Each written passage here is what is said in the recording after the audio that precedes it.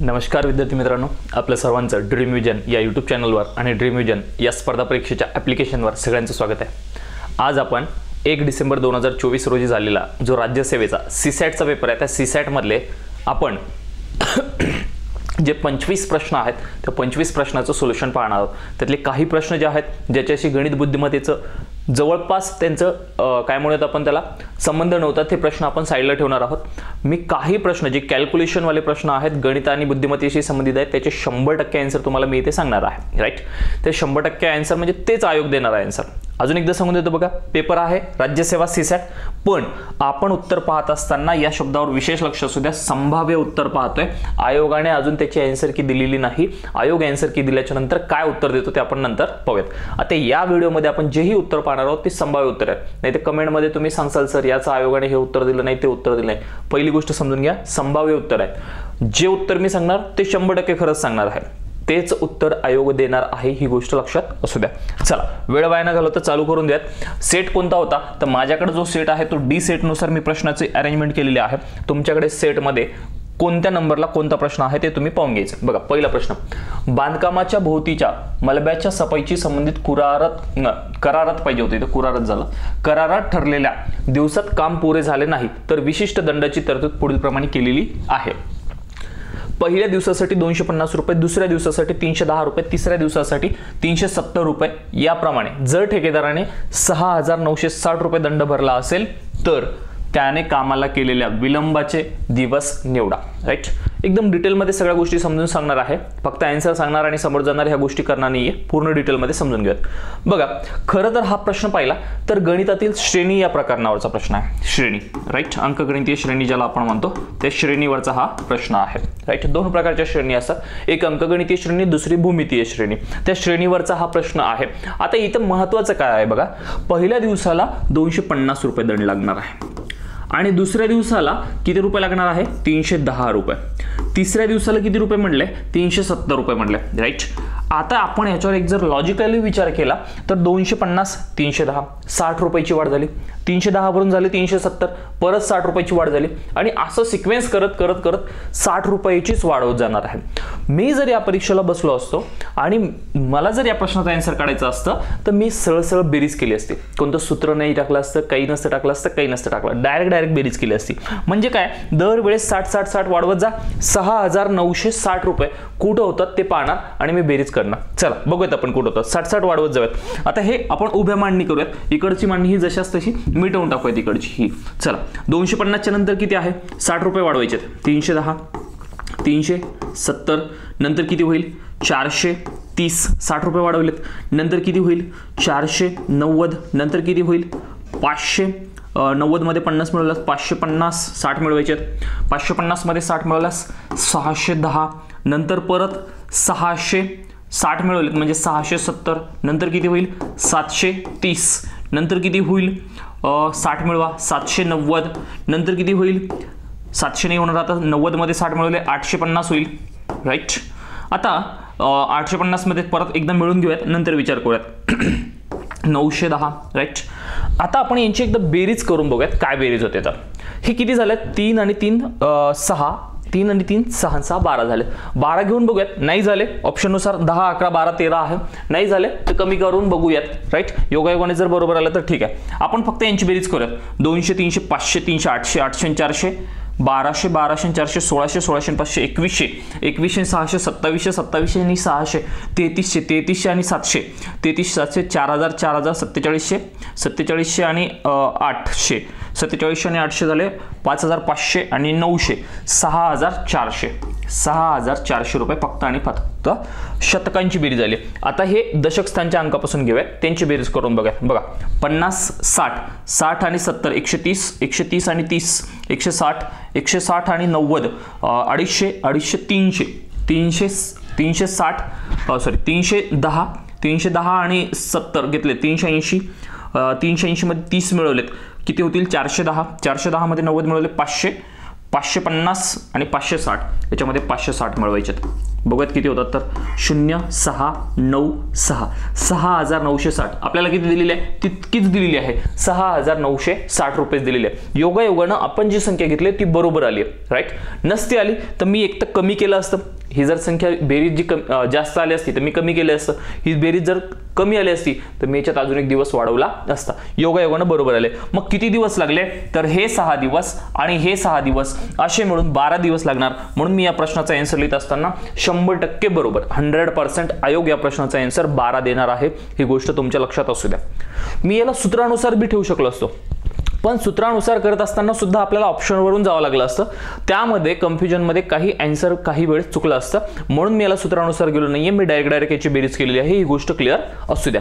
आणि विश्लेषण घेतोय ते मी डिटेलमध्ये विश्लेषण घेणार. ही गोष्ट लक्षात असू द्या. चालेल. चला बघूयात आपण याच्यानंतरचा आपला दुसरा प्रश्न काय म्हणतोय. 52 नंबरचा प्रश्न आपल्या सेटमध्ये बघा. हा प्रश्न थोडासा आपल्या याच्यामधला आहे काय म्हणत आपण कॅल्क्युलेशन मधला नाहीये. विचार करून आन्सर काढण्यासारखा आहे. पुढे एक कृती व त्यानंतर ए व बी संबंधित तथ्य दिले आहेत. कृती पूर्ण करण्यासाठी संदर्भात उचित पर्याय निवडा. काय दिले. अनु चिन्नू कुन्नू आणि निन्नू एका शर्यतीत धावले. सर्व मुलांनी एका रेषेपासून एकाच वेळी शर्यतीला सुरुवात केली. पुढील तथ्य वापरून शर्यत जिंकणारी व्यक्ती निवडा. शर्यत जिंकणारी व्यक्ती निवडायची. इथे दिले चिन्नूच्या वेगाची दुप्पट, चिन्नूच्या वेगाची दुप्पट, अणूच्या वेगाची तिप्पट आणि निन्नूच्या वेगाची चौपट सारखी आहे म्हणले. म्हणजे हिचा जो वेग होता त्याची दुप्पट, अणूचा जो वेग होता त्याची तिप्पट आणि निन्नूचा जो वेग होता त्याची चौपट सारखी आहे. आपण पहिल्यांदा वाचून घेऊ नंतर बघूयात. जेव्हा जिंकणाऱ्याने शर्यत संपवली तेव्हा अनु कन्नू व निन्नू यांनी धावलेल्या अंतराची सरासरी ही अनु व कन्नू यांनी धावलेल्या अंतराच्या सरासरी इतकी होती. सरासरी इतकी होती. बरं पुढे काय म्हणलंय पर्याय उत्तरे. बरं उत्तरामध्ये आपल्याला जिंकलं कोण हे काढायचं का. नाही बिलकुल नाही काढायचं. म्हणजे तुम्ही इथे कॅल्क्युलेशन करत बसा असं म्हणत नाहीये. तुम्ही फक्त विचार करून याचा आन्सर द्या.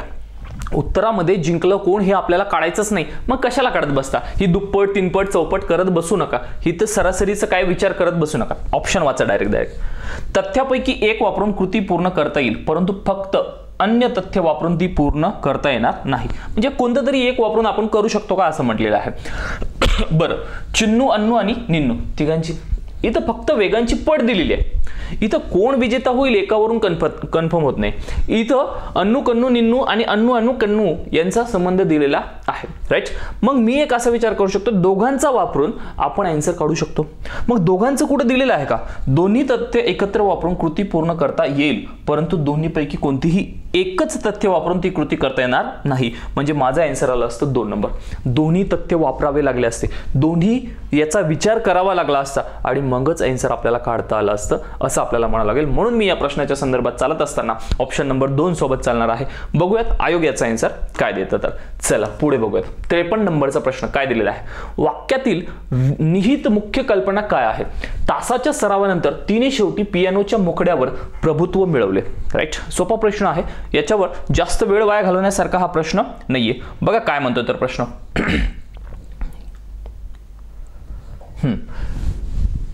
बघा तासभर तिने सराव केलाय.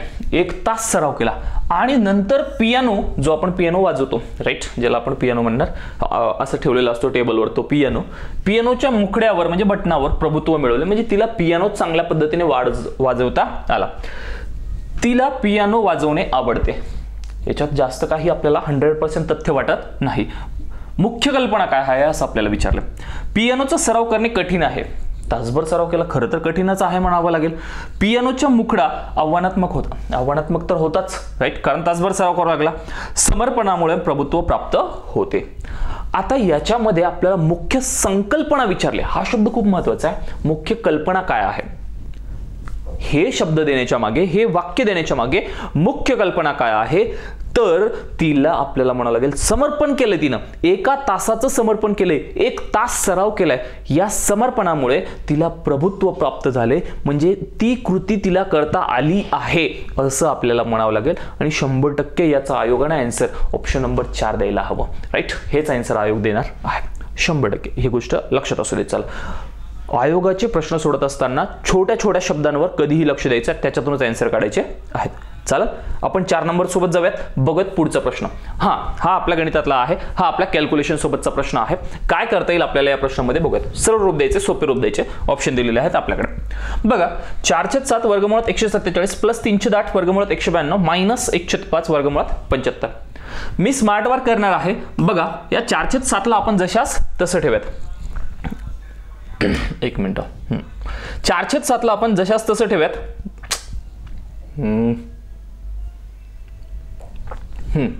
हे 4/7 ला मी जशास तसं ठेवणार.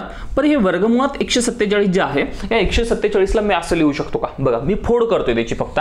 या 7 न भाग जाणारी संख्या आहे 49 आणि 49 गुणिले जर मी 3 केलं, 49 गुणिले 3 केलं तर मला काय भेटणार आहे? 147च भेटणार, वेगळं काही भेटणार नाही. म्हणून मी फक्त 147 ला मांडतोय कसं? 49 गुणिले 3. तुम्ही यांचा जर गुणाकार केला तर 147च येणार आहे. बस असं मांडता आलं पाहिजे. प्लस 3/8, 8 न भाग जाणारी संख्या मी इथे शोधणार आहे. 192. सर 192 ला तुम्ही कसं मांडाल? तर मी 192 ला मांडत असताना राजांनो मी असं मांडू शकतो का? बघा 64 गुणिले 3 मांडू शकतो ना. बघा 3 चौक 12, 12 2, हात चाला 1, 3 सक 18 आणि हात चालेला 19, 192. राईट. म्हणजे मी 192 ला फक्त फोड करून काय मांडतोय? 64 गुणिले 3 मांडतोय, वेगळं काहीही मांडत नाही. आणि मायनस 1/5 वर्गमुळात हे 75 आहे. 75 ला तर साधा सोपा येणार आहे. 25 गुणिले 3 लिहू शकतो ना, काही विषय आहे का? 25 × 75 असं लिहून टाकायचं. मी फक्त या वर्गमुळात दिलेल्या शब्दांची काय केलेली आहे? फोड केली. कशासाठी फोड केली सर? आता राजांना एक गोष्ट लक्षात असू द्या. या 4/7 ला जशास तसं ठेवायचं. मला सांगा 49 ला जर मी वर्गमुळाच्या बाहेर काढलं, राईट, हे वर्गमुळात 49 आहे. मी जर याला वर्गमुळाच्या बाहेर काढलं तर मी फक्त काय लिहिणार? 7. चला काढून घेऊयात. 49 ला वर्गमुळाच्या बाहेर काढले 7 असणार, वर्गमुळात कोण राहिले? फक्त 3. इकडे पण तसंच करून घ्या. हे 3/8 जशास तसं ठेवूयात. 64 ला वर्गमुळाच्या बाहेर काढलं तर फक्त कोण भेटणार? 8, वर्गमुळातले 3 जशास तसे, मायनस 1/5 जशास तसे ठेवूयात. राईट. 25 ला वर्गमुळाच्या बाहेर जर काढलं तर 5, वर्गमुळातले 3 जशास तसे. राईट. एक गोष्ट तुम्ही विचार करा, इथं वर्गमुळात 3 वर्गमुळात 3 वर्गमुळात 3 कॉमन आलेला आहेत. म्हणजे तुम्ही एक गोष्ट असं म्हणू शकता की वर्गमुळात 3 कन्फर्म आहे. इथं वर्गमुळात 3 दिसते, म्हणजे आम्ही ऑप्शन नंबर 4 सोबत जाणार. पण चला आपण पेपर झाल्याच्या नंतर हे पाहतोय. तुम्ही पेपरमध्ये टिक करून मोकळे झाले असते, पण पेपर झाल्याच्या नंतर पाहतोय म्हणून आपण याचं प्रॉपर आन्सर काढून घेऊयात. चला काटाकाटी करणं चालू करूयात. काय काढू शकतो बघा, यांच्यामध्ये काही नसतं म्हणून गुणाकाराचा संबंध असतो, ही गोष्ट लक्षात असू द्या. हे 7 आणि हे 7 कटले, हे 8 आणि हे 8 कटले, हे 5 आणि हे 5 कटले. तुमच्याकडे कोण कोण राहिले बघा. 4 वर्गमुळात 3 प्लस 3 वर्गमुळात 3 मायनस 1 वर्गमुळात 3. राईट. वर्गमुळात 3 वर्गमुळात 3 वर्गमुळात 3 कॉमन, इकडे वर्गमुळात 3 आपण काढून घेऊयात. इथलचे 4 जशास तसे, प्लस 3 जशास तसे आणि मायनसचा 1 जशास तसा करून घ्या बरं. 4 आणि 3 7, 7तून 1 गेलाय 6 आणि वर्गमुळातले 3 जशास तसे. म्हणजे माझं 100% सोल्युशन विश्लेषण करत असताना या प्रश्नाचा आन्सर 6 वर्गमुळात 3 हे माझं आन्सर आलं पाहिजे. म्हणून मी जाणार आहे याच्यामध्ये ऑप्शन नंबर 4 सोबत. 6 वर्गमुळात 3 हे माझं या प्रश्नाचा आन्सर येणार आहे. एकदम डिटेलमध्ये व्यवस्थित विश्लेषण, ॲनालिसिस ज्याला म्हणतो, त्या ॲनालिसिस मी तुम्हाला या व्हिडिओमधून करून देतोय. प्रत्येक प्रश्न कॅल्क्युलेशन जिथे जिथे आहे तिथे आपण असं करणार आहोत. सर परीक्षेला एवढा वेळ नसतो आमच्याकडे, खूप वेळ असतो राजा. 2 तास आहे तुला राज्यसेवेचा पेपर सोडवला. बरं या प्रश्नाचं मी तुम्हाला सांगलो होतं इथंच संपलं होतं, पुढचं काढत बसायची गरज नाहीये. राईट. हे जर तुम्ही स्मार्ट असाल तर इथंच करू शकता. 3 3 3 दिसते तर इथून पण तुम्ही आन्सर काढू शकता. वेळच लागत नव्हता तुम्हाला या प्रश्नाला. राईट. म्हणजे खालच्या स्टेप करत बसायची गरज नाहीये, पण तुम्हाला आता समजून सांगणं आवश्यक आहे. त्यासाठी ह्या सगळ्या गोष्टी आवश्यक आहेत, म्हणून ह्या समजून सांगतोय मी. राईट. ही गोष्ट लक्षात असू द्या राजांनो. चला बघूयात आपण पुढचा प्रश्न काय म्हणतो. पुढचा प्रश्न हा युक्तिवाद आणि प्रतिवाद. एक युक्तिवाद आहे आणि एक प्रतिवाद आहे. म्हणजे एक युक्ती सुचली, त्याच्यावर काहीतरी प्रतिक्रिया निर्माण झाली, त्यावर प्रेरक निबंधामध्ये कोणता संस्थात्मक नमुना वापरला पाहिजे. एक युक्ती सुचली, त्यावर काहीतरी आपण प्रतिवाद दिलाय म्हणजे प्रतिक्रिया केली आणि त्यावर निबंध लिहायचा आहे. तर अशा टाईपमध्ये आपण काय करणार बघा. आपल्याला एक कारण सापडलं आणि त्याचा परिणाम आपण शोधून काढलाय. मी जर असतो तर मी याच्यासोबत गेलो असतो. आता बघूयात आयोग याचा आन्सर काय देते. मी याच्यासोबत 100% शुअर नाहीये. राईट. कारण आपल्याला गणितामधलं याच्यामध्ये काही कॅल्क्युलेशन नाही, पण मी विचार करून जर याचा विचार केला असता तर मी ऑप्शन नंबर 3 सोबत याच्यामध्ये गेलो असतो. चालतंय. चला बघा नंतरचा प्रश्न काय म्हणतोय. आता हा प्रश्न तुम्ही आहे, हा पण त्याच्यासारखाच आहे. नेमकं काय करायचं आपल्याला याच्यामध्ये वाचायचे आणि आन्सर काढायचे. तर मी याच्यामध्ये जर विचार केला असता की हा मी वाचलेला आहे, तर मी याच्यामध्ये सर्वात महत्त्वाच्या आणि याचं आन्सर काय द्यायचंय डायरेक्ट आन्सर सांगू देतो याच्यावर काही एक्सप्लेनेशन करण्यासारखं नाहीये. तर मी याच्यामध्ये 3 नंबर सोबत गेलो असतो, 3 नंबर सोबत मी याच्यात गेलो असतो. काय म्हणते, दिलेल्या भरड पिकाची वैशिष्ट्ये लक्षात घेऊन त्याच्या उत्पादनात वाढ केल्यामुळे होणारे प्रदूषण अल्प असेल किंवा गुंतवणूक करून शेतकरी त्यांची पैदास करू शकतील आणि त्यांच्या पोषणामुळे अन्न सुरक्षा ही मार्गी लागेल, म्हणून हा योग्य वाटतोय मला. मी हे सर्व वाचून डिटेलमध्ये पाहिल्याच्या नंतर मला तिसरा पर्याय योग्य वाटतोय, म्हणून मी 3 नंबर सोबत गेलो असतो असं मी म्हणणार आहे. बघूयात आयोग काय आन्सर देतो. हा आपल्या गणिताचा प्रश्न आहे, याच्यावर डिटेलमध्ये बोलणं बनत आहे, राईट. तर बोलूयात बघा. 20 मार्च 1995 रोजी सोमवार होता. मुळात कोणता वार होता काय माहित. 3 नोव्हेंबर 1994 दिवस कोणता असेल, बुद्धिमत्तेचा प्रश्न आहे. याच्यावर आपल्याला कॅल्क्युलेशन करणं आवश्यक आहे. याच्यावर आपण कॅल्क्युलेशन करणं चालू करून द्या. काय म्हणतं कॅल्क्युलेशन बघा. सर 20 मार्च 1995 आपले जेही बॅच मधले विद्यार्थी असेल ना त्यांना माहिती आहे, अपोजिट जायचं असेल तरी अपोजिट जाणं सुद्धा आपण शिकवलेलं आहे. दिलेल्या तारखेपासून मागे जर जायचं असेल तर कशा पद्धतीने मागे जायचं ते सुद्धा आपण डिटेलमध्ये समजून सांगितलेलं आहे. बघा 20 मार्च 1995 पासून आपल्याला 3 नोव्हेंबर 1994 कडे जायचे. मागे जाऊयात ना. मार्चच्या अगोदर कोणता महिना असतो रे, मार्चच्या अगोदर असतो फेब्रुवारी. फेब्रुवारीच्या अगोदर असतो सगळ्यांचा आवडीचा महिना जान, आहे ना, कोणाची जान माहित नाही, पण ही 1995चा जानेवारी महिना आहे ना, राईट.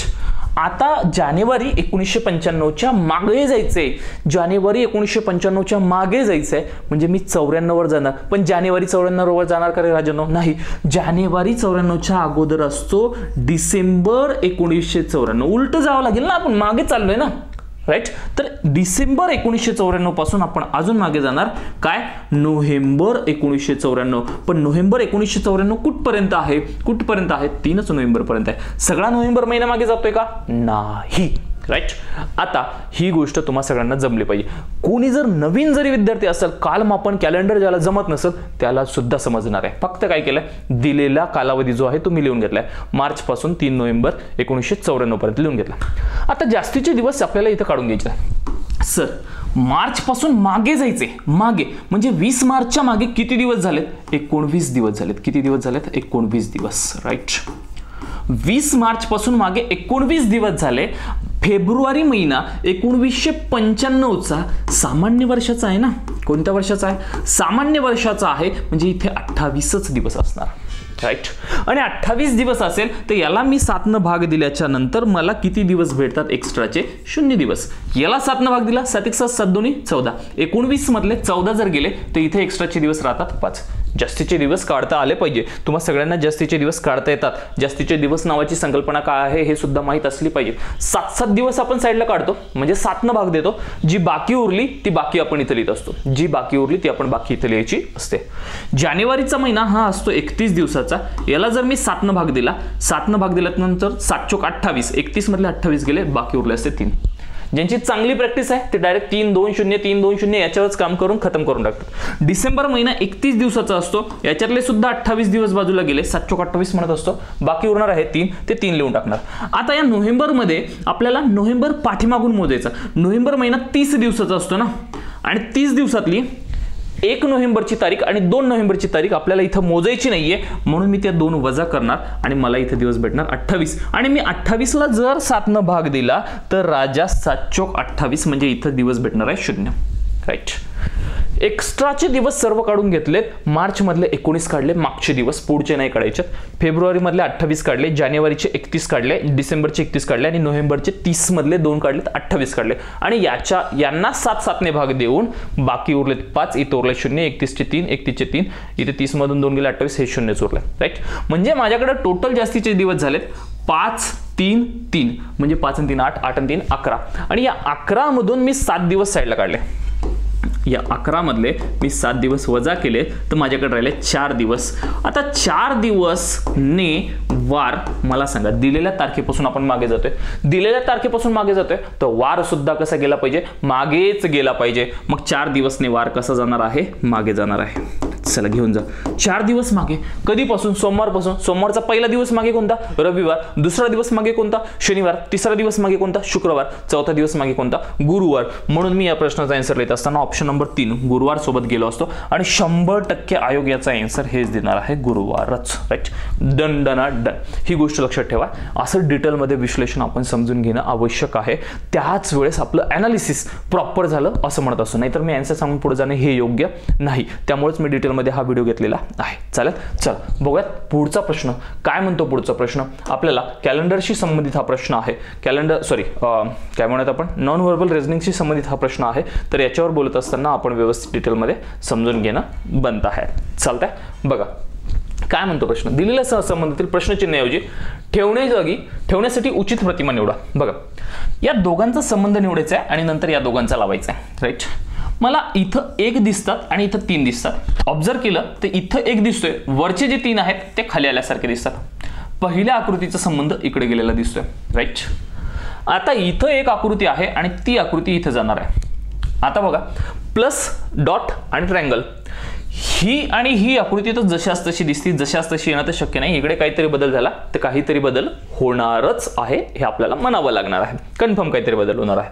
राईट, आता इथं जे चिन्ह आहेत प्लस डॉट आणि ट्रायंगल, प्लस डॉट आणि ट्रायंगल, तेच चिन्ह इथं आलेलं आहे. म्हणजे जशाच तसे तर येणार नाही, काहीतरी बदल लागेल ना. इथं 4 आहेत, इथे 2 आलेत, म्हणजे या तिघांपैकी एक कुठलं तरी स्किप होणार आहे. राईट, आता इथं डॉट आहे, प्लस आहे आणि इथं 2 आलेत.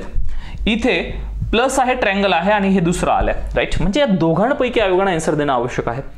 मग या दोघांपैकी आयोगाने आन्सर देणं आवश्यक असताना मला एक कळतं, ही फ्रंट साईड जी आहे ती जशाच तशी ठेवली आणि वरची बाजू खाली आली. ही फ्रंट साईड आहे ती जशाच तशी राहणार, म्हणजे प्लस फ्रंटला राहणार. प्लस फ्रंटला दिसतोय, इकडे प्लस साईडला दिसतोय, म्हणून मी चौथा ऑप्शन कट करणार आणि ऑप्शन नंबर 3 सोबत चालणार आहे, असं मला म्हणावं लागेल. म्हणून 58 नंबरच्या प्रश्नाचा आन्सर आयोगानं ऑप्शन नंबर 3 देणं आवश्यक आहे. चालेल, चला डिटेलमध्ये समजलं असेल असं विचार करूयात आणि चलूयात पुढचा प्रश्न. काय म्हणतो बघा, एका मुद्दला रकमेवर दशादशे 10% दराने 2 वर्षाचे चक्रवाढ व्याज 945 होते, तर मुद्दलाची रक्कम किती असेल? याला खूप साऱ्या स्टेप आहेत. मग आपण लाईन मेथडने काढू शकतो, आपण अजून त्याला काय म्हणत फ्रॅक्शन मधून काढू शकतो, पण आपण याला डायरेक्ट ऑप्शन मधून काढूयात. मला 945 रुपये व्याज वाटते, 10% वाटते, 2 वर्षाचं वाटते आणि चक्रवाढ व्याज आहे. मी ऑप्शन मधून घेत असताना 945 रिलेटेड मला असं वाटतं 4500 सोबत आपण जायला पाहिजे. काढून बघूयात ना. बघा, 4500 रुपये आहे. 4500चे 10% दराने 2 वर्षाचे चक्रवाढ व्याज म्हणजे 100वर 10% तर 110 आणि 2 वर्ष आहे म्हणून 2दा मांडणी. आपण याच्यावर खूप साऱ्या वेळेस आणि खूप सारे प्रश्न आपल्या युट्यूबला सुद्धा सोडवलेले आहेत. तर याला काटाकाटी करा, तुमचा आन्सर येऊन जाईल. बघूयात आपण काटाकाटी करून काय करूयात. सर हे 2 शून्य कट, हे 2 शून्य कट, हा 1 शून्य, हा 1 शून्य आणि हा 1 शून्य, हा 1 शून्य कट. माझ्याकडे कोण राहिले? 45 गुणिले 11 गुणिले 11. 45 ला जशाच तसं ठेवूयात. 11 गुणिले 11 म्हणजे 11चा वर्ग 121 लिहून टाकूयात.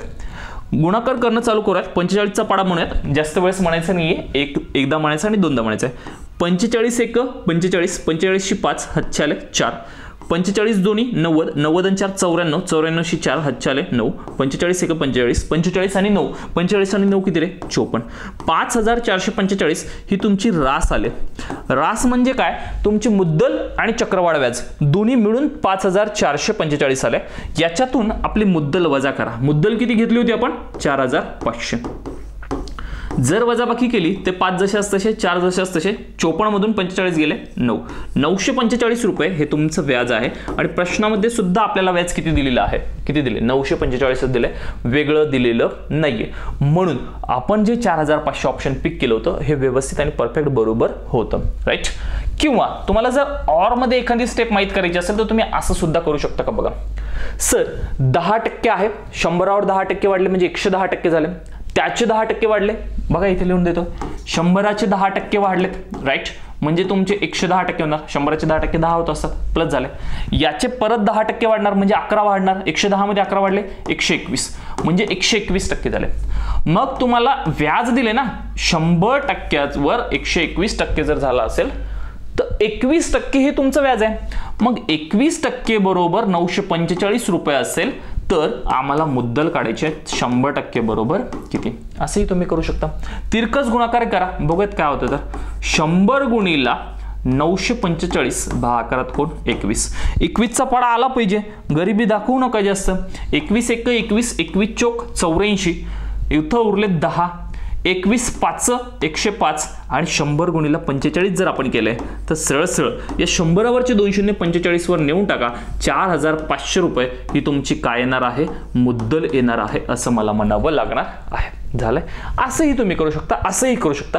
दोन्हीपैकी कोणत्याही स्टेपने करा, तुमचं आन्सर 100% 4500 येणार आहे. म्हणून आपण या प्रश्नामध्ये आन्सर सोबत चालत असताना 4500 या सोबत चालणार आहोत. Done done done. चल देखेंगे आगे.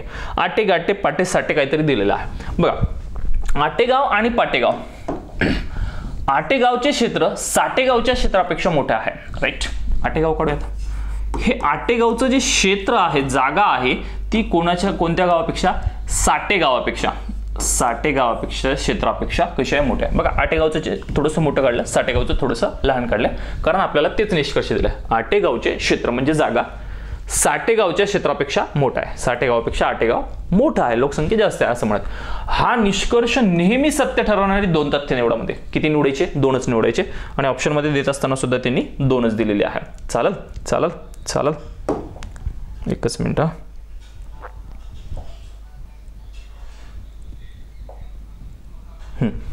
इथं आलं. चल पहा मग, पाटेगावचे क्षेत्र वाटेगावच्या क्षेत्रापेक्षा मोठे आहे. हे पहिलं काय म्हणते, पाटेगावचे क्षेत्र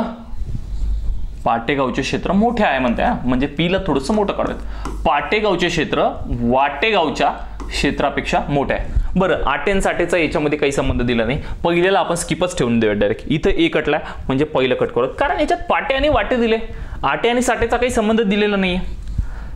संदर्भात साटेगाव सर्वात लहान नाही. साटेगाव सर्वात लहान नाही म्हणते, म्हणजे मला याचा विचार करावा लागेल. हा सर्वात लहान नाहीये, साटेगाव सर्वात लहान नाही, म्हणजे याच्यापेक्षा लहान कोणतं तरी एक गाव आहे म्हणजे आहेच. राईट. क्षेत्रासंदर्भात नाटेगावचा विचार केला नसता पाटेगाव सर्वात मोठे ठरले असते. जर नाटेगावचा आणि पाटेगाव या दोघांचा संबंध आहे, आटे आणि साटेचा काही संबंध नाही, तर तिसऱ्याला मी स्किपच ठेवणार, म्हणजे सीला स्किप ठेवणार म्हणजे हे पण कटणार आणि तिसरं पण कटणार, म्हणजे मला ऑप्शन नंबर 3 सोबत जायला गेल. बघा, क्षेत्रासंदर्भात आटे तिसरे मोठे गाव आहे. आटे तिसरे मोठे गाव आहे. बघा, हे सर्वात लहान आहे, हे त्याच्यापेक्षा मोठं, हे त्याच्यापेक्षा मोठं, आणि याच्यापेक्षा 2 मोठे गाव आहेत. कोणते गाव मोठे आहेत आम्हाला त्याच्यावर काही गरज नाही. मग ते पाटे असो, वाटे असो किंवा नाटे असो, आपल्याला काहीही गरज नाही, म्हणजे हे पण आपलं योग्य ठरते. म्हणून मी बी आणि डी सोबत जाणार आहे. म्हणून माझं आन्सर लिहित असताना मी ऑप्शन नंबर 3 काय लिहिणार आहे, बी व डी हे आन्सर लिहिणार आहे. राईट. अशा पद्धतीने हे तुम्हाला समजलं पाहिजे, अशा पद्धतीने तुम्हाला जमलं पाहिजे. आता हे काही प्रश्न आहेत ज्याच्याशी आपला काय म्हणत आयोगाने एक आपल्याला काय म्हणत क्ल्यू दिलाय. UPSC रिलेटेड आम्ही जुळवून घेतोय. आतापर्यंत UPSC जशी रिटर्न मध्ये घेण्यात आलेली आहे, तशीच राज्यसेवा 2025 पासून रिटर्न मध्ये होणार आहे. तर तुम्हाला त्या पद्धतीने अभ्यास करणं, त्या पद्धतीने तुमचा विचार करणं आवश्यक आहे, असं आयोगाने सांगून असे काही प्रश्न आता आपल्याला टाकलेले आहेत. या प्रश्नामध्ये बघा, the end of the story या विधानामध्ये ऑफ काय निर्देशित करते. खरं तर याच्यामध्ये गणित आणि बुद्धिमत्तेचा काहीही संबंध नाहीये. पण आता प्रश्न विचारलाय, सीसॅट मध्ये विचारलाय, तर आपण याच्यावर विचार करूयात. बघा, एखादी कहाणी आपण सांगतोय, आपण एखादी गोष्ट आपण समजून सांगतोय. विद्यार्थ्यांना समजा एखादी गोष्ट समजून सांगितली आणि आपल्याला नंतर मॉरल सांगायचं असते. त्या कहाणीमधून आपण काय शिकलोय हे आपल्याला सांगायचं असते. त्यावेळेस इंग्लिशमध्ये कहाणी सांगत असताना असं म्हणतात, the end of the story. म्हणजे आतापर्यंतच्या गोष्टीमध्ये आपण शिकलोय, आपण या कहाणीमध्ये ज्या गोष्टी आपण शिकलोय त्या गोष्टीतून आपल्याला काय तथ्य काढायचंय, पुढे काय निष्कर्ष काढायचा आहे, त्यावेळेस आपण बोलत असतो the end of the story. म्हणून मी जर परीक्षेला असतो, म्हणजे आतापर्यंतची जी गोष्ट झाली आहे त्या गोष्टीचा संबंध मी इथून पुढच्या गोष्टीसाठी लावणार आहे, जोडणार आहे. म्हणून मी जर त्या परीक्षेला असतो तर मी याचा आन्सर ऑप्शन नंबर 4 लिहिला असतं. पाहूयात आयोग या प्रश्नाचा आन्सर काय देतं. तर चालेल, तर मी 4 नंबर सोबत जाणार आहे. आयोगाने जे आन्सर दिले ते आपण बघूयात, त्यानंतर आपण एक सेपरेट व्हिडिओ त्याच्यावर बनवूयात आयोगाने काय काय आन्सर दिलेत. तर चालेल, चलो बघा, हा प्रश्न आहे, सोपा प्रश्न आहे, पोलीस भरतीच्या पोरांचा हा प्रश्न आहे. साधा सिंपल प्रश्न. शहराची लोकसंख्या दरवर्षी 5% वाढते. जर सध्याची लोकसंख्या 9262 आहे, 9261 म्हणलं असेल, तर 3 वर्षापूर्वीची लोकसंख्या काय आहे. ज्या वेळेस मी तुम्हाला सांगत आलेलं आहे, ज्या वेळेस पूर्वीची लोकसंख्या म्हटलेली असते, बस अपोजिट करा. काय 100ला वर लिहा आणि खाली 5% वाढते म्हणजे 105 लिहा. बस एवढं करा. राईट. जर नंतरची म्हणलं असतं तर सरळ सरळ मी 105ला वर लिहिलं असतं आणि 100ला खाली लिहिलं असतं. 100वर 105, 100वर 105. बरं 3 वर्ष आहे म्हणून याला 3 वेळेस लिहा. 100/105, 100/105. खतम. एवढी मांडणी कॅल्क्युलेशन तुमचा आन्सर येऊन जाणार आहे. चला कॅल्क्युलेशन करूयात. पटापट पटापट पटापट कॅल्क्युलेशन करून घ्या. 5 न भाग दिलाय तर 5 2 10, वरचा शून्य जसा तसा 5 2 10, 5 1 5. इथं जसा भाग आलाय तसाच इथं सुद्धा 20 आणि 21चा भाग जाणार. इथं सुद्धा 20 आणि 21चाच भाग जाणार. वेगळा काही भाग जाणार नाहीये. विचार करूयात. 21ने 9261ला 100% भाग जात असतो म्हणजे जात असतो, कारण ऑप्शन मध्ये एकही ऑप्शन पॉइंट मध्ये दिले नाही म्हणजे भाग जाणारच आहे. चल भाग देणं चालू करूयात. भाग देणं चालू करूयात. 21 1 21, 21 चोक 84, 92 मधले 84 गेलेत, उरलेत किती? 92 मधले 84 गेलेत, उरलेत 8 झाले 86. 21 चोक 84, 86 मधले 84 गेले, उरले 2 झाले 21. 21 1 21, 441. 21ने 441ला भाग दिला, हा तर त्याचा वर्गच आहे म्हणजे इथं 21 येणार आणि हे 21 व हे 21 कट झाले तर माझ्याकडे राहिले 20 गुणिला 20 गुणिला 20. 20 गुणिला 20 म्हणजे 20चा घन. पाठ नसेल तर काय करायचं? 0 0 0 असे 3 शून्य साईडला लिहून घ्या. 2 2 4, 4 2 8, 8000 ही आमची त्या गावाची 3 वर्षापूर्वीची लोकसंख्या आहे. म्हणून मी ऑप्शन नंबर 4 सोबत जाणार आहे. मला वाटतं या प्रश्नाचा आन्सर जेवढे परीक्षेला गेले त्या सगळ्यांनी याचा आन्सर काढून आलेले आहेत 8000. चला डिटेलमध्ये तुम्हाला समजलं असेल असं गृहीत धरतो आणि चलतो 63 नंबरचा प्रश्न. काय म्हणतो 63 नंबरचा प्रश्न? हा आपला थोडंसं कॅल्क्युलेशन मधला प्रश्न आहे. याला व्यवस्थित विचार करून घेऊयात. काय म्हणतो प्रश्न बघा. स्थानिक टपरीवर आईस्क्रीम खरेदी करताना मीना व मधू नेहमीच भिन्न म्हणजे वेगवेगळ्या, नेहमीच भिन्न चवीचे एक एक असे 2 गोळे घेतात. किती गोळे घेतात? 2 गोळे आईस्क्रीम घेतात असं म्हणतात.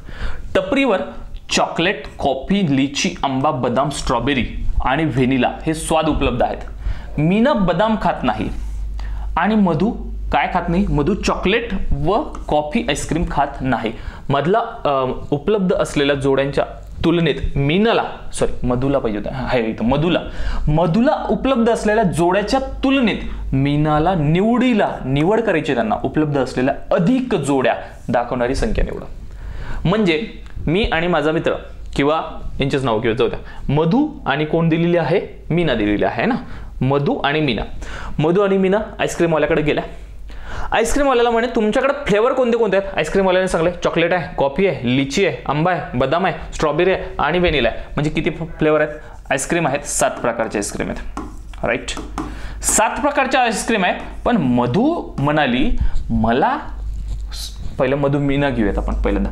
मीना पहिल्यांदा म्हणाली मला ना बदाम खावंच वाटत नाही, बदाम खात नाही. बरं बदाम खात नाही, एक ऑप्शन कटलं तिचं, हे बदाम कटलंय म्हणजे तिच्याकडे ऑप्शन आहेत 6. कोणाकडे? मीनाकडे. आणि नंतर मधू पण चवणे लावायला बसली. मग म्हणली मला चॉकलेट पण नाही आवडत आणि मला कॉफी पण नाही आवडत. म्हणजे 7 मधले 2 गेले, राहिले किती? 5.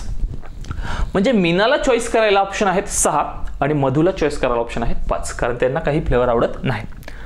आता या दोघांनी मिळून ठरवलं, तू एक ठरव प्रकार नाही तर मी एक ठरवतो. मग मीनानं जर ठरवला असता 2 आईस्क्रीम घ्यायच्या दोघींसाठी, मीनानं जर ठरवलं असतं तर 6 कॉम्बिनेशन 2. कॉम्बिनेशन नावाचा प्रकार आपल्या प्लेलिस्ट मध्ये जा.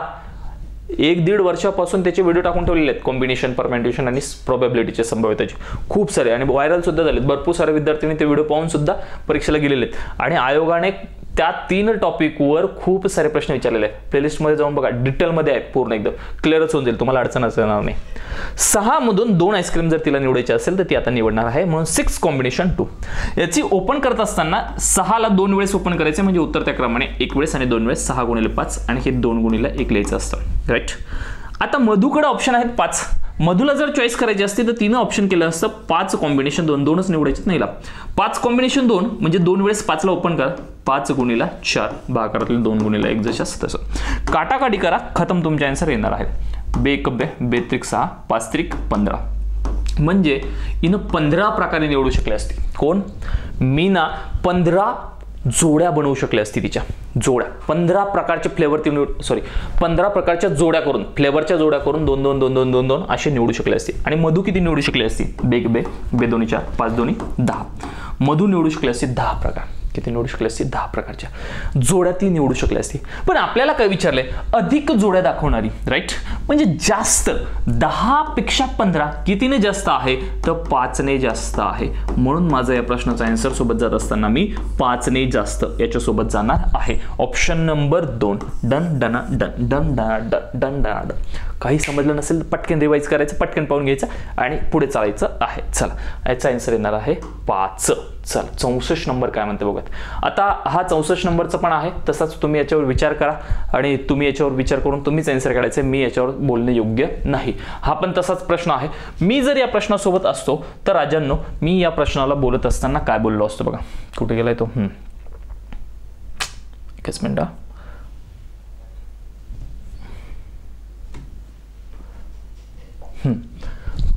कोणता संक्रमण शब्द मागील कल्पनेची निरंतरता सूचित करतो? कोणता शब्द आहे जो मागील कल्पना आहे त्याच्यावर बोलतो? असे असले तरी आपण नाही म्हणत का हिवाळ्यात थंड खाऊ नये, तरी सुद्धा आपण थंड खातो. परिणामी हा पण आता हे जवळपास रिलेशन असलेले आहेत. मी जर असतो तर मी याच्यातल्या 1 नंबर सोबत गेलो असतो. बघूयात आयोग याचा आन्सर काय देतं. मी 100% शुअर नाहीये. आयोगाने जे आन्सर दिले त्याच्यावर आपण बोलूयात. हा आपला आहे. याचा आन्सर आपण 100% देणार आणि आयोग सुद्धा तेच आन्सर देणार आहे. बघूयात काय म्हणते. तर काय म्हणलेलं आहे? जर प्लस म्हणजे वजाबाकी, वजाबाकी म्हणजे गुणाकार, भागाकार म्हणजे प्लस आणि गुणाकार म्हणजे भागाकार. तर इथे दिले संख्या लिहून टाका ना. 25. गुणाकार म्हणजे काय? गुणाकार म्हणजे भागाकार. लिहून टाका भागाकाराचं चिन्ह. चिन्हांची अदला बदल करायची. भागाकार म्हणजे बेरीज, म्हणजे भागाकाराच्या ऐवजी काय घ्या म्हणते? बेरीज घ्या म्हणते. 7. वजाबाकीला काय म्हणलंय? वजाबाकी म्हणजे गुणाकार. 4. आणि प्लसला काय म्हणलं? प्लसला काय म्हणलं? प्लस म्हणजे वजाबाकी 9. याला सॉल्व करा असं म्हणलं. कंचे भागू बेव बोडोमास नुसार सोडवा. सगळ्यात पहिलं काम करून घ्यायचं, चिन्ह बदलून टाकायचं. बदलले चिन्ह बदलले तर आता बोडोमासच्या नियमानुसार सोडवायचं आहे. पहिल्यांदा भागाकार, नंतर गुणाकार, नंतर बेरीज वजाबाकी जे अगोदर असेल ते करून घ्या. बघा सर 5 ने 25 ला भाग दिला तर 5 चा भाग जात असतो. 5 चा 5 25 प्लस गुणाकार आहे 7 चोक 28 करून घेऊयात. 28 मायनस 9 जशास तसे. 28 आणि 5 होत असतात 33. 33 मायनस 9. 33 मधून 9 गेल्यास किती राहतात? ते 3 गेले 6 गेले म्हणजे राहिलेत 24. म्हणून माझा या प्रश्नाचा आन्सर येणार आहे 24. ऑप्शन नंबर 2 सोबत मी जाणार आहे. ऑप्शन नंबर 2 मी या प्रश्नाचा आन्सर लिहून येणार आहे. Done done done. सोपा प्रश्न, कॅल्क्युलेशन, साधे कॅल्क्युलेशन आहेत रे. इथे बघूयात काय करता येईल. तर दिलेल्या वाक्यप्रचाराचा योग्य अर्थ निवडा. हा वाक्यप्रचाराशी संबंधित आहे. आपण याच्यावर जास्त बोलणं योग्य नाही, तरी पण बोलूयात. To pick a bone with one, याचा आपण आन्सर देत असताना to pick a bone with one मी याचा आन्सर दिला असतं. दोष देण्यावर आपण गेलो असतो. बघूयात आयोग याचा आन्सर काय देतं. 100% शुअर आपण याच्यासोबत नाहीये. कॅल्क्युलेशन आहे 100% शुअर मध्ये आन्सर करणार. ABC या तिघांच्या वाट्याला 5000 रुपये. तिघांच्या वाट्याला 5000 रुपये 2 3 5 या प्रमाणात वाटले तर Cच्या वाट्याला किती जातील? सरळ बघा ना. तिघांना वाटले किती? 5000 रुपये. तिघांना वाटले म्हणजे तिघांच्या रेशोची बेरीज करा. 2 आणि 3 5, 5 आणि 5 10, म्हणजे 10 प्रमाण बरोबर किती रुपये आहे? 5000 रुपये आहे. आपल्याला विचारलंय Cचा वाटा. Cचा म्हणजे ABC तिसरा वाटा किती आहे? 5. 5 प्रमाण बरोबर किती? 5 प्रमाण बरोबर किती? बस तिरकस गुणाकार करूयात, खतम आपला आन्सर. 5 गुणिला 5000 भागाकारात किती? 10. 0 0 कटलाय, काटाकाटी करा. 5 5 25, वरचे 2 शून्य जशास तसे. 2500 रुपये हे कोणाला गेले असते? Cला गेले असते. एकदम साधा सिंपल तोंडी आन्सर काढण्यासारखा प्रश्न होता, राईट. 2500 option number 3. म्हणून मी या प्रश्नाचा आन्सर दिला असतं option number 3. Done done done. जमते आपल्याला असं गृहीत धरतोय. हा एक प्रश्न बघूयात. हा एक आहे ट्रूथ अँड लाय मधला प्रश्न आहे. खरे आणि खोटे मधला प्रश्न. काय म्हणतो बघा. एक अपराधी समाविष्ट असलेल्या 5 संशयितांनी पोलिसाची चौकशी केली. 5 जणांना पकडून आणलं. 5 जणांपैकी एकच अपराधी आहे, एकच गुन्हेगार आहे. यातील फक्त 3 व्यक्ती नेहमी खरे बोलतात. मला सांगा 3 जर खरे बोलत असेल तर 2 काय बोलतील? 2 व्यक्ती खोटे बोलणार आहेत. इथं कळायला पाहिजे ना. सर 3 व्यक्ती नेहमी खरे बोलतात म्हणजे 2 व्यक्ती 100% खोटं बोलणार आहेत असतील तर अपराधी निवडा म्हणते. आणि अपराध्यासाठी ऑप्शन काय काय दिलेत बघा. इला, सिंथिया, अली आणि बानू. अपराध्यासाठी हे ऑप्शन दिलेले आहेत. बरं मला सांगा अपराध्यामध्ये 5 व्यक्तीपैकी या देवचं नाव दिलं का? नाही. म्हणजे देव हा अपराधी नाहीये असं त्यांना म्हणायचं, कारण ऑप्शनमध्ये 4च ऑप्शन दिले ना, देवचं नाव कुठे दिले, देवचं नाव दिले नाहीये, म्हणून देव हा अपराधी नाहीये असं आपल्याला म्हणावं लागेल. आणि देव अपराधी नसेल तर देव 100% काय बोलणार आहे, खरं बोलणार आहे. माझ्यावर दोषारोप करताना अली खोटं बोलते, अली खोटं बोलतोय हे देवनं खरं सांगलं आणि अली खोटं बोललाय म्हणून अली हा चुकीचा ठरला. अली काय म्हणतोय, देवने अपराध केला, देवने अपराध केलाच नाही, कारण त्याला पोलिसांनाच ऑप्शनमध्येच टाकलं नाही ना, म्हणजे हा अली खोटं बोललाय. नंतर सिंथिया काय म्हणते, इला निरपराध आहे, म्हणजे इलानं अपराध केला नाही असं कोण म्हणते, सिंथिया म्हणते. आपण जर पुढे विचार केला, इला काय म्हणते, बानू खरं बोलते, इला म्हणते बानू खरं बोलते, बालू तीच म्हणते, ती मी नाही म्हणते, म्हणजे बानू खरं बोलते आणि ही पण खरं बोलायला लागली ना, कारण ती म्हणते बानू खरं बोललेली, म्हणजे हिचं सेंटेन्स बरोबर झालं तर हिचं बी बरोबर होणार, म्हणजे आपल्याला हे चुकीचं घ्यावं लागलं, कारण 3 व्यक्ती नेहमी खरं बोलतात आणि 2 खोटं बोलतात, तर हे 2 खोटं बोलणार आहे. इला निरपराध आहे हे खोटं बोललेले, मग आमचं याचं खरं काय झालं असतं, इला अपराधी आहे, इला अपराधी आहे, म्हणून मी जाणार आहे ऑप्शन नंबर 1 सोबत. याचा आन्सर लिहिला असतं मी ऑप्शन नंबर 1, इला अपराधी आहे, आणि हे 100% बरोबर आहे. आयोग याचा आन्सर इलाच देणार आहे. बघूयात पुढचा प्रश्न. हे प्रश्न महत्त्वाचे आहेत, इथे काय करता येईल आपल्याला बघा बघा बघा. सोपा प्रश्न आहे, जास्त काही अवघड दिलेला नाहीये. 3, 4, 7, 8 या अंकाच्या साहाय्याने कोणत्याही संख्येमध्ये अंकाची पुनरावृत्ती न करता 2 अंकी संख्या तयार करायची, 1 अंकी आणि 2 अंकी संख्या बनवता येतील. किती संख्या बनवता येतील असं विचारलं, पुनरावृत्ती नको. बरं टोटल संख्या किती दिल्यात बघा, हा पण व्हिडिओ टाकलेला आहे आपल्याला, परमेंट्युशन मध्ये जाऊन बघा, पूर्ण डिटेलमध्ये समजून सांगितलेलं आहे. 1, 2, 3, 4, 5 संख्या दिल्यात, म्हणजे मला पहिल्या जागी ठेवण्यासाठी 5 ऑप्शन आहेत. या 5 संख्यापैकी मी कुठली तरी एक संख्या ठेवली, असं करीत दररोज 8 ठेवलेत. आता मला दुसऱ्या जागी ठेवण्यासाठी ऑप्शन किती आहेत, 4, 1, 2, 3, 4. सर 8 कसं काय काढलं, कारण पुनरावृत्ती नकोय, डबल तो अंक घ्यायचा नाहीये, म्हणजे मी इथे 4 ठेवू शकतो. राईट, 5 चौक 20, म्हणजे मला किती प्रकारच्या संख्या तयार होऊ शकतात, 20 प्रकारच्या संख्या तयार होऊ शकतात, म्हणून मी याचा आन्सर जाणार आहे ऑप्शन नंबर 4 सोबत. तुम्हाला डिटेलमध्ये पाहायचं असेल तर आपल्या प्लेलिस्टमध्ये जा, परमेंट्युशन नावाचं एक प्लेलिस्ट बनवलेलं आहे, 3-4 व्हिडिओ टाकलेले आहेत काहीतरी, ते पाहून घ्या, डिटेलमध्ये तुमचं टॉपिकच क्लिअर होऊन जाईल. इथे बघा, इथे पण तेच आहे, आन्सर काढत बसायचं काम नाहीये. काय म्हटलेलं आहे, एका वर्षातील 2 शाळेतील विद्यार्थ्यांच्या गटामध्ये अंतिम शालेय आणि विद्यापीठ पदवी परीक्षेचे निकाल सोबतच्या सारणीत दिलेले आहेत. हे निकाल प्रत्येक गटातील उच्च श्रेणी प्राप्त करणाऱ्या विद्यार्थ्यांच्या टक्केवारीच्या, म्हणजे हे पर्सेंटेजमध्ये दिलेले आहेत, टक्केवारीच्या स्वरूपात व्यक्त केले आहेत. ज्ञानदीप महाविद्यालयाच्या वर्गाचा आकार अंजुमन उच्चपेक्षा लक्षणीयरित्या लहान आहे, म्हणजे हे विद्यालयाचे नाव आहेत, ज्ञानदीप आणि अंजुमन. अंतिम शालेय परीक्षेच्या उत्तम निकालासाठी तयारी करून घेण्यात आलेले ज्ञानदीप महाविद्यालय अंजुमन उच्चच्या तुलनेत चांगले आहे, म्हणजे ज्ञानदीप चांगला आहे म्हणते अंजुमनपेक्षा. आकडेवारी पाहिली तर ज्ञानदीपची 65 दिसते, अंजुमनची 40 दिसते, म्हणजे चांगलं दिसते ना, 40 दिसते आणि 12 दिसते, चांगलं दिसते, म्हणजे आम्हाला पहिलं बरोबर आहे असं म्हणावं लागलं. विद्यापीठ परीक्षेसाठी विद्यार्थ्यांना तयार करताना अंजुमन उच्च ही शाळा कॉलेज ज्ञानदीप महाविद्यालयाच्या तुलनेत चांगलं आहे म्हणते, म्हणजे अंजुमन चांगलं आहे म्हणते, ज्ञानदीप नाही म्हणते. कधी, विद्यापीठ परीक्षेसाठी. विद्यापीठ परीक्षेसाठी हे तर कमी झालं ना अंजुमन, आणि हे म्हणते अंजुमन चांगलं आहे, म्हणजे दुसरं काय चूक आहे, म्हणून मी फक्त ए सोबत ऑप्शन नंबर 3 सोबत जाणार आहे असं मला म्हणावं लागेल. चालतंय, चला बघूयात पुढचा प्रश्न. हा एक महत्त्वाचा प्रश्न आहे, याच्यावर आपण बघत असताना काय म्हणते, एका गावात इरा ए या खुणा दर्शवलेली, ही ए इथं खुणा आहे, प्रस्थानाजवळ राहते आणि बी या खुणेने दर्शवलेल्या प्रस्थानाजवळ काम करते, म्हणजे हे तिचं घर आहे आणि इथे ती कामाला जात आहे. गावातील रस्त्याचे सर्व भाग 100 मीटर आहे, म्हणजे रस्ता 100 मीटर आहे, 100 मीटर गेले की चौक लागतो, चौकात आमचे माणसं आहेत असं म्हणावं लागतं ना, 100 मीटरवर लांबीचे आहेत.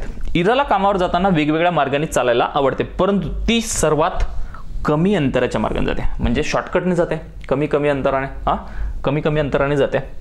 इराला चालता येणाऱ्या विभिन्न मार्गांची संख्या निवडामध्ये, अंतर तर कमीत कमी असलं पाहिजे आणि विभिन्न मार्ग. बघा पहिला मार्ग घेऊयात आपण, पहिला कमी असला पाहिजे, 1, 2, 3, 4, 5 सगळ्यात कमी आहे ना, 5 पेक्षा कमीवाला मार्ग तिला नाहीये, म्हणजे 4 चौकामध्ये तिला जावंच लागणार आहे, 5 रस्त्याने जावंच लागणार आहे. हा पहिला मार्ग झाला. दुसरा बघा, इथं 1, 2, 3, 4, 5 2 मार्ग झाले.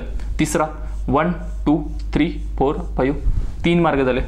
1, 2, 3, 4, 5 4 मार्ग झाले. 1, 2, 3, 4, 5 5 मार्ग झाले. किती मार्ग भेटले? 5 मार्ग भेटले. तेवढेच याच्यात 5 मार्ग भेटले, म्हणून मी याचा आन्सर जाणार आहे ऑप्शन नंबर 4. 5 मार्गाने ती जाऊ शकते.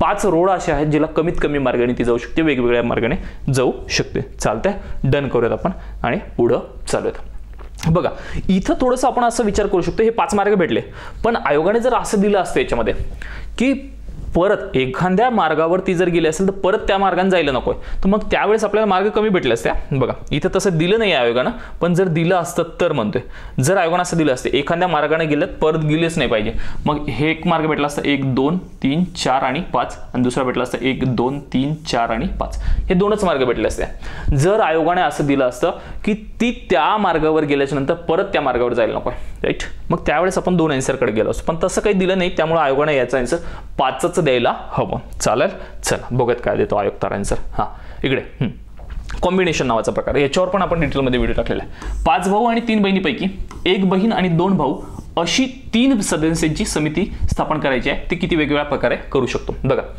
आणि शब्द आला म्हणलं की काय करायचं असतो, गुणाकार, आणि किंवा जर शब्द आला असता तर मग आपण काय केलं असती, बेरीज केली असती.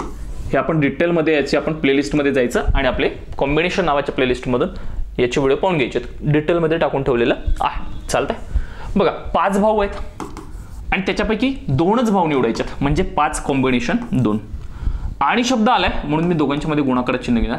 3 बहिणीपैकी एकच बहीण निवडायची म्हणून 3 कॉम्बिनेशन 1. कॉम्बिनेशन तर सगळ्यांना ओपन करता आलं पाहिजे.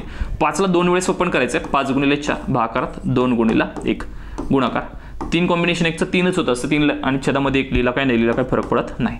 2 दुनी 4 5 दुनी 10 10 गुणिले 3 10 किती होते 30, म्हणून मी या प्रश्नाचा आन्सर किती लिहिणार आहे 30 आहे. Option number 1 done done done. चालतंय, जास्त विचार करत बसू नका, ऑप्शन 30च येणार आहे. याचा आन्सर आयोग काय देते बघूयात. मी जर असतो तर मी याचा आन्सर गेलो असतो नागपूर सोबत गेलो असतो. बघूयात आयोगाने काय आन्सर दिले. हा एक प्रश्न डिटेलमध्ये समजून घ्या आणि पुढे चालूया. काल्पनिक कथा वाचल्याने सहानुभूती आणि सामाजिक समज सुधारते. खालीलपैकी कोणते विधान सत्य असल्यास वरील दाव्याचे जोरदार समर्थन करेल. वरचा दावा 100% खरा आला पाहिजे, समर्थन. मी जर परीक्षेला असतो तर मी याच्यावर पॉझिटिव्ह वाला विचार केला असतो, जे तथ्य पॉझिटिव्ह आहे ते. मग पॉझिटिव्ह देत असताना मला इथं एक पॉझिटिव्ह वाटतं, कोणतं, काल्पनिक साहित्यात अनेकदा जटिल पात्रे म्हणजे वेगळे पात्र असतात, ज्याचे आपलं काही काल्पनिक असतात ते आणि परिस्थितीत असतात, त्यामुळे वाचकांना अनेक दृष्टिकोनातून विचार करावा लागतो, राईट. मी याच्यासोबत गेलो असतो म्हणून मी ऑप्शन नंबर 2 टिक करून आलो असतो 75 नंबरच्या प्रश्नाचं आन्सर. चालतंय, बघूयात आयोगाचा आन्सर काय देतं. चला 25च्या 25 प्रश्नाचं आपण इथे एक्सप्लेनेशन करण्याचा प्रयत्न केलेला आहे. याच्यामध्ये समजून सांगत असताना जे गणिताचे प्रश्न आहेत, जे बुद्धिमत्तेचे प्रश्न आहेत, ज्याच्यामध्ये कॅल्क्युलेशन होतं, त्या प्रश्नाचे आयोग 100% तेच आन्सर देणार, वेगळे आन्सर देणार नाही. तरी पण आयोगाचे आन्सर केल्याच्या नंतर आपण अजून एक व्हिडिओ घेऊन बघूयात काय करता येईल तर. आणि जे विचारात्मक होते थोडेसे वेगळे दिलेत, वाक्यप्रचार दिलेत काही यावेळेस, म्हणी दिले त्यावेळेस, त्याच्यावर आपण आयोगाने काय आन्सर दिले त्याच्यावर आपण बघूयात. पण जे कॅल्क्युलेशन होते ते 100% उत्तर तेच देणार आहे. आणि परत एकदा सांगतो, ही संभाव्य उत्तरे आहेत, नाहीतर परत कमेंट असेल सर असं कसं काय झालंय, हे कसं काय झालंय, ही संभाव्य उत्तरे आहेत, पण आयोग हीच उत्तर देणार आहे असं आपण गृहीत धरूयात आणि चालूयात. थोड्या वेळामध्ये दुसरा एक व्हिडिओ घेऊन येतो आपण, ज्यामध्ये आपले जे डिसिजन मेकिंगचे प्रश्न आहेत 76 ते 80, त्याच्यावर आयोगाने काय काय उत्तर द्यायला पाहिजे त्याचे संभाव्य उत्तर आपण घेऊन येऊयात. भेटूयात आपण पुढच्या व्हिडिओमध्ये. तुम्हाला जर आपल्या वेगवेगळ्या बॅच जॉईन करायचे असेल तर ड्रीम विजन हे आपलं ॲप्लिकेशन डाउनलोड करा, आपल्या टेलिग्रामला जॉईन करा. तुम्हाला ही PDF जर पाहिजे असेल तर ही PDF सुद्धा टेलिग्रामला टाकून ठेवलेली आहे. चला भेटूयात आपण पुढच्या व्हिडिओमध्ये. सर्वांना Jai Hind, good day to all. अभ्यास करता, धन्यवाद, बेस्ट ऑफ लक.